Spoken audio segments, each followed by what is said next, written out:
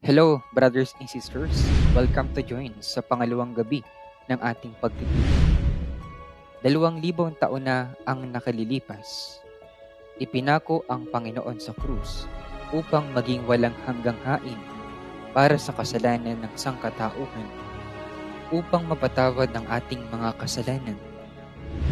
Pero, ang pagpapatawad ba sa ating mga kasalanan ay magdadala sa atin sa walang hanggang buhay?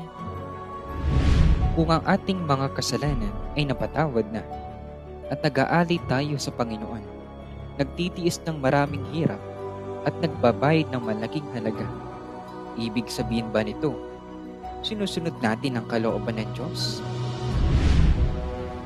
Bakit maraming mga naniniwala ang namatay sa mga sakuna?